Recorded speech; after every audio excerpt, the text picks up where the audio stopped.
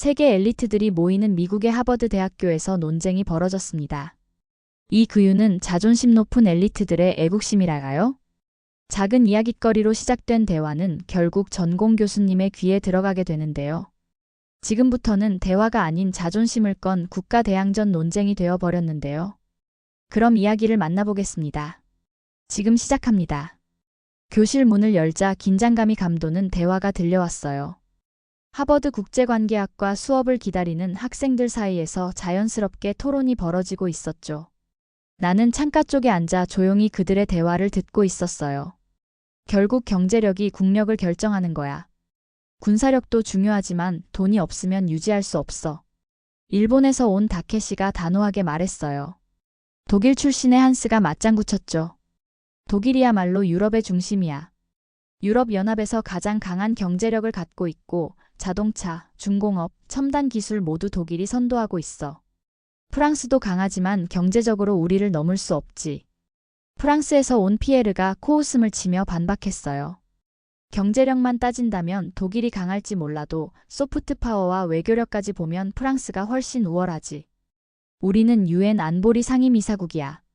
금융 중심지인 파리와 글로벌 문화산업을 생각하면 독일과는 비교할 수 없어. 학생들 사이에서 작은 웃음이 터져나왔어요. 하지만 분위기는 점점 더 진지해지고 있었죠. 다케시가 다시 입을 열었어요. 일본은 다르지. 우리는 세계 3위 경제 대국이야. 무역 흑자도 압도적이고 반도체, 로봇, 자동차, 전자기술까지 여전히 최강이야. 세계 경제에서 일본이 차지하는 비중을 생각해봐. 나는 듣고만 있을 수 없었어요. 한국에서 온 준수가 조용히 나섰어요. 반도체 시장을 보면 이야기가 다르지 않아? 일본 반도체 산업은 몰락했지만 삼성전자는 세계 1위야. 파운드리 시장에서도 세계 2위고 일본보다 한국이 반도체에서 훨씬 앞서 있다고 봐야지. 다케시의 표정이 굳어졌어요. 그러나 곧 반박했죠. 반도체 하나로 전체 경제를 논하기는 어렵지 않아? 일본의 GDP는 한국보다 4배나 커. 한국이 일본과 경제적으로 동등하다고 보기는 어렵지. 중국에서 온 장웨이가 끼어들었어요. GDP만 보면 중국이 압도적이지만 선진국 경제와 비교하면 차이가 있지. 일본, 독일, 프랑스는 확실한 선진국이지만 중국과 한국은 아직 격차가 존재해. 준수가 미소를 지으며 대답했어요. 그럼 자동차 산업을 보자. 테슬라 다음으로 전기차 시장에서 가장 빠르게 성장하는 브랜드가 현대기아야. 배터리 시장에서도 LG에너지솔루션, 삼성 SDI, SK온이 세계 점유율 절반을 차지하고 있어. 독일차가 강한 건 맞지만 미래 시장을 생각하면 한국도 경쟁력이 높아. 한스가 팔짱을 끼고 고개를 갸우뚱했어요. 독일 자동차 산업을 따라잡으려면 시간이 더 필요할 거야. 하지만 한국의 배터리 산업이 이렇게까지 성장한 건 인정해야겠네. 피에르가 다시 끼어들었어요. 문화적 영향력도 무시할 수 없어. K-POP 인기가 많다고 해도 프랑스의 패션, 예술, 영화, 미슐랭 레스토랑 같은 소프트 파워가 한국을 압도하지 않아?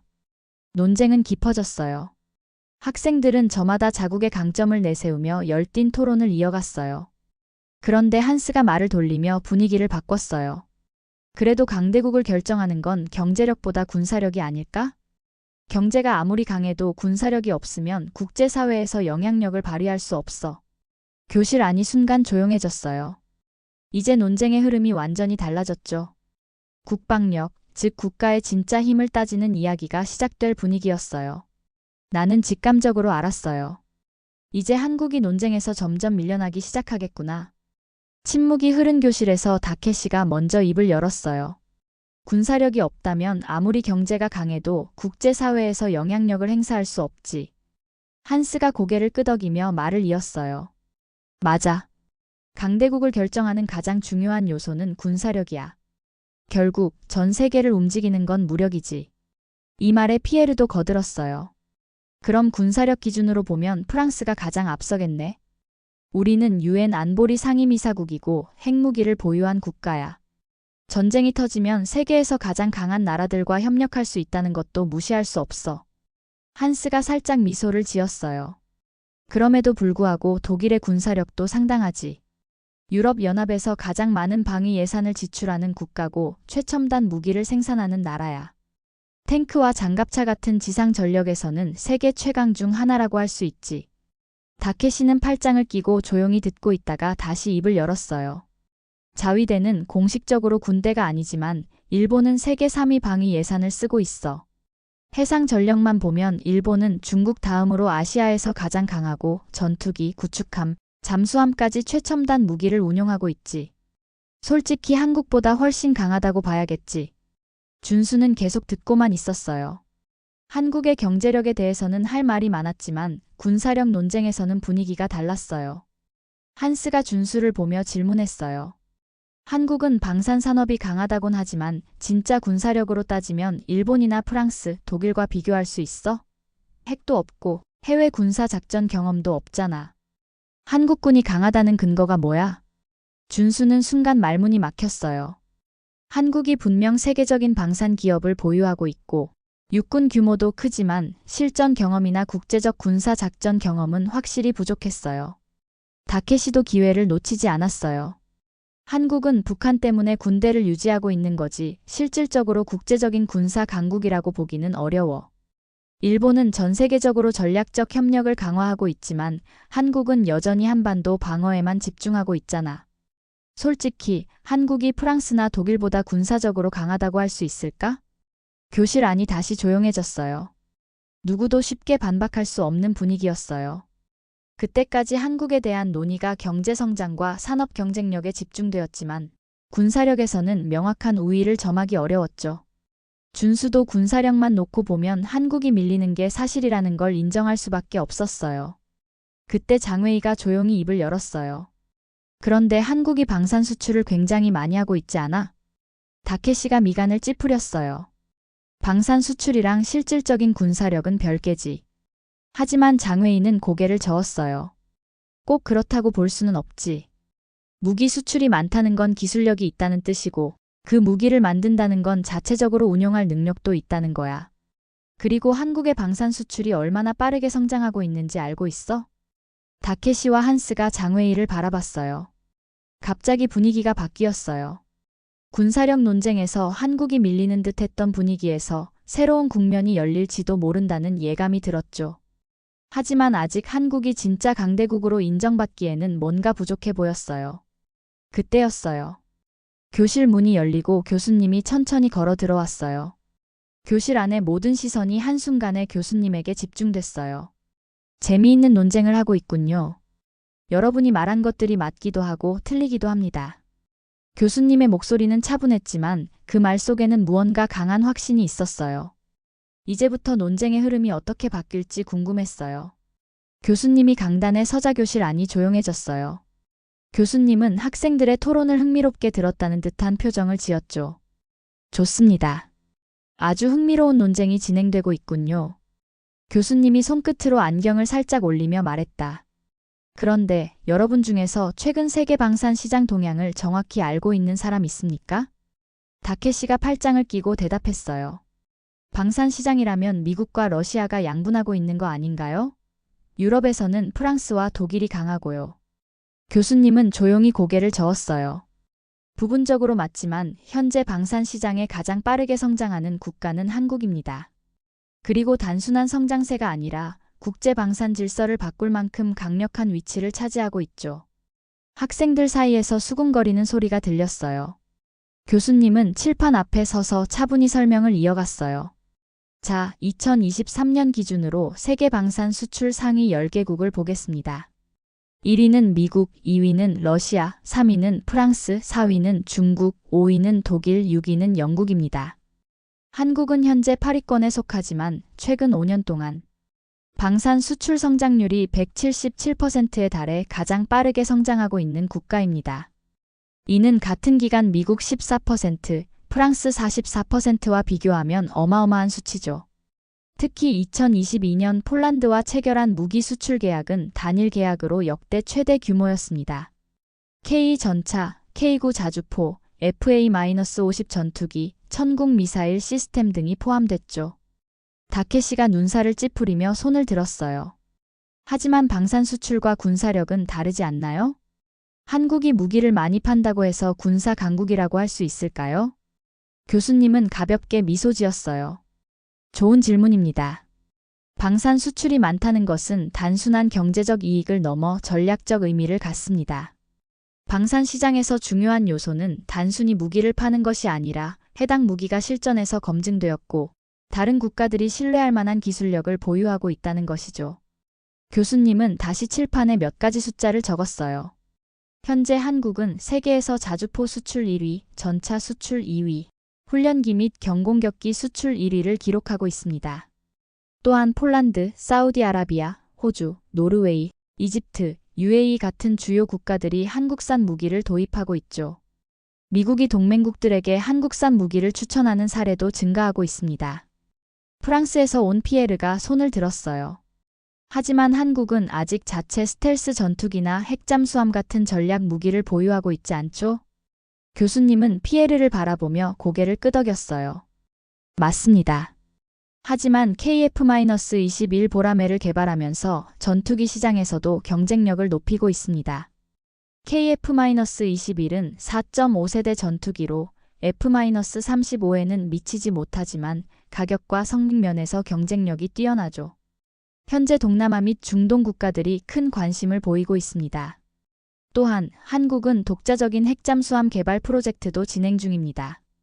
이때 독일 출신 한스가 조용히 말했어요. 하지만 핵무기가 없다는 점에서 한계가 있는 건 사실이죠. 핵 보유국과 비핵 보유국의 군사적 차이는 크니까요. 교수님은 이번에도 고개를 끄덕였어요. 핵무기 문제도 중요하죠. 하지만 한국은 필요하다면 빠른 시간 내에 핵을 보유할 수 있는 기술력을 갖추고 있습니다. 전문가들은 한국이 핵무기를 개발하는데 6개월에서 1년이면 충분하다고 평가하고 있어요. 실제로 한국은 원자력 기술이 매우 발전해 있고 ICBM급 미사일 기술도 갖추고 있습니다.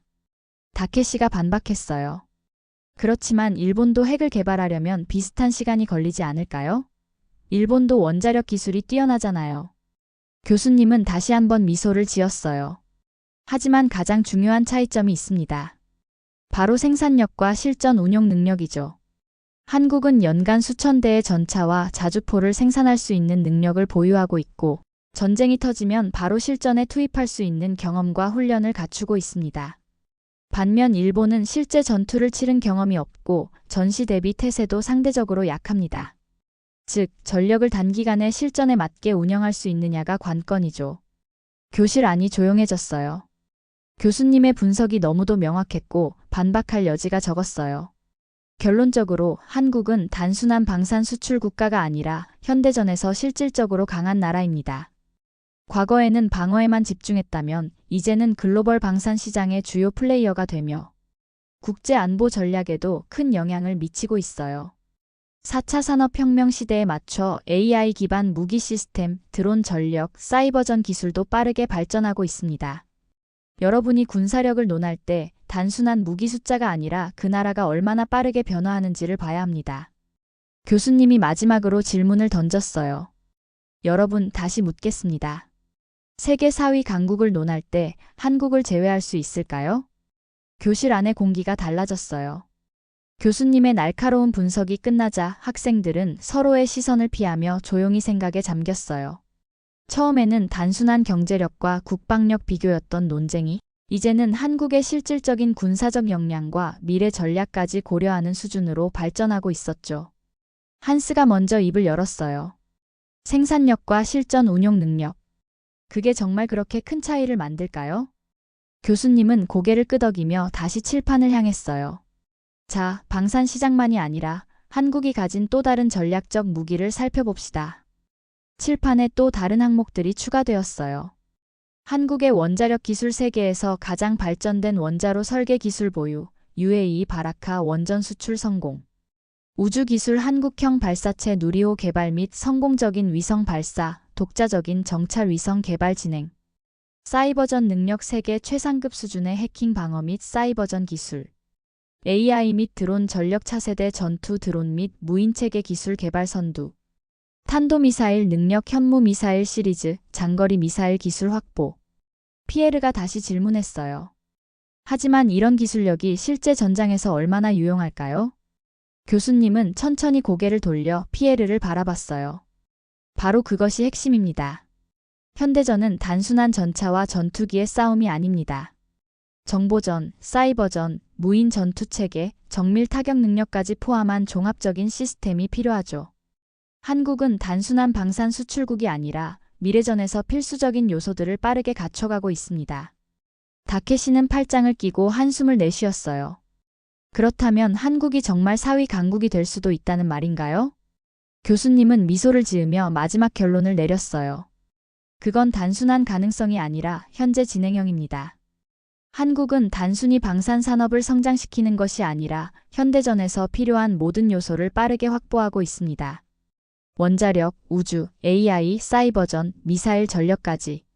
다른 강대국들이 가진 요소들을 하나씩 갖춰가면서도 기존 강대국보다 더 유연하고 빠르게 적응하는 나라입니다. 학생들은 여전히 충격을 받은 듯 했어요. 처음에는 경제력만으로 강국을 판단하려 했지만 논쟁이 깊어질수록 한국이 갖춘 다양한 역량이 보이기 시작했죠. 한스가 조용히 중얼거렸어요. 생각해보니 독일도 저런 속도로 국방을 발전시키지는 못했어. 피에르도 무언가를 고민하는 듯 했어요. 프랑스는 여전히 핵을 보유한 국가지만 한국이 계속해서 이런 속도로 발전하면 앞으로 어떤 위치에 있을지 확신할 수 없겠군. 다케시는 더 이상 반박하지 않았어요. 대신 고개를 끄덕이며 중얼거렸어요. 솔직히 예상 못했어. 이런 데이터를 직접 들으니 이제는 한국을 무시할 수 없다는 생각이 드네. 교수님은 천천히 강의실을 둘러보며 말을 마무리했어요. 미래의 세계 질서는 정해진 것이 아닙니다. 강대국은 영원하지 않으며 국력을 키우는 나라가 결국 새로운 역사의 주인공이 됩니다. 그리고 지금 한국은 그 역사 속에서 중요한 역할을 해나가고 있습니다. 강의가 끝나자 학생들은 조용히 자리에서 일어났어요. 누군가는 스마트폰을 꺼내 방산 뉴스나 한국 관련 자료를 검색하기 시작했고 몇몇은 서로의 의견을 나누며 강의실을 빠져나갔어요. 나는 가방을 챙기며 창밖을 바라봤어요. 강의실 밖의 세계는 여전히 똑같았지만 내 머릿속은 달라져 있었어요. 한국이라는 나라, 그리고 그 나라가 만들어갈 미래가 이제는 더 이상 작은 나라의 이야기가 아니라는 걸 깨달았어요. 나는 속으로 중얼거렸어요. 한국이 사위 강국이 될 가능성. 아니, 어쩌면 이미 그 길을 걷고 있는 건지도 모르겠네. 여기까지입니다. 감사합니다.